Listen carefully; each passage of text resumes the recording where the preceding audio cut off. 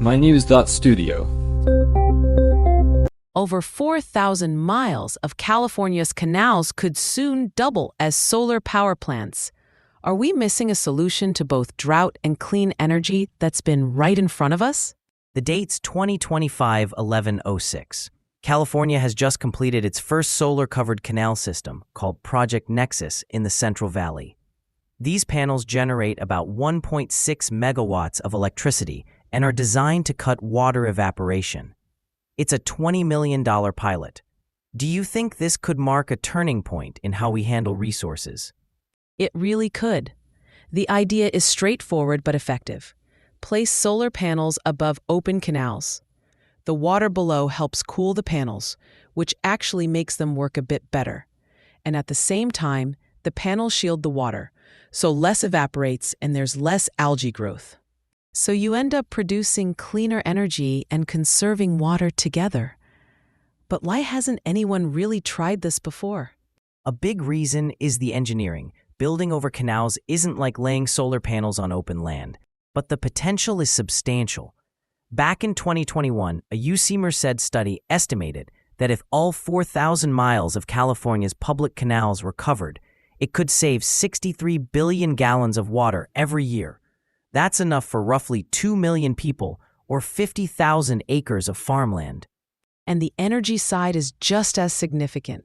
That same study found the system could generate about 13 gigawatts of clean power.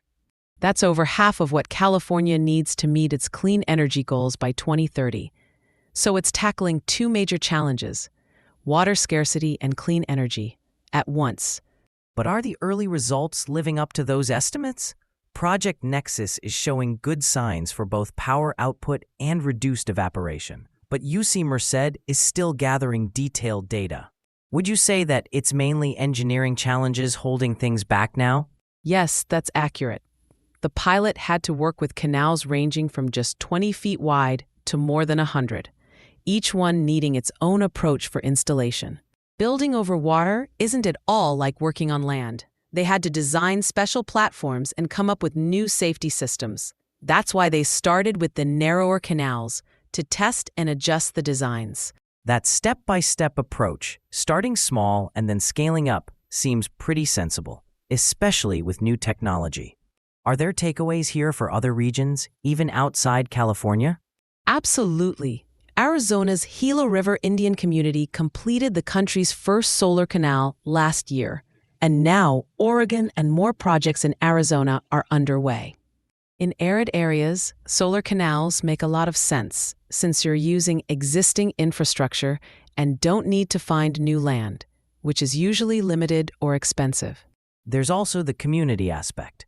California's Solar Canal Initiative is working with local utilities, government, and residents to get everyone on board. They're sharing data and holding public meetings, even at solar summits. Why is that kind of outreach so important? Community support is crucial. These projects need local buy-in to address concerns about land use, ongoing maintenance, and environmental effects. You also need the right policies, streamlined permits, state funding, and incentives for renewable energy integration all play a part. So it's not just the technology, but the entire system, building partnerships that can scale up. With climate change increasing both water shortages and energy needs, could this approach work in other countries too? It could, yes. Many regions are dealing with drought, water loss, and growing energy demands. Combining solutions like this might encourage more widespread adoption. The key question now is, how quickly can California and others scale up these projects? And how do you make sure the real-world results actually match the projections so that investors and governments are willing to get involved? Continuous data collection is essential. If Project Nexus continues to deliver, it becomes a model that others can adapt. Today, we've explored how solar canopies over canals could transform both energy and water management using infrastructure that already exists. Thanks for joining us. We discussed how Project Nexus operates, its potential scale, the engineering hurdles, the importance of community involvement, and why this matters well beyond California. Thank you for listening. This episode was brought to you by mynews.studio. You can try it now for free.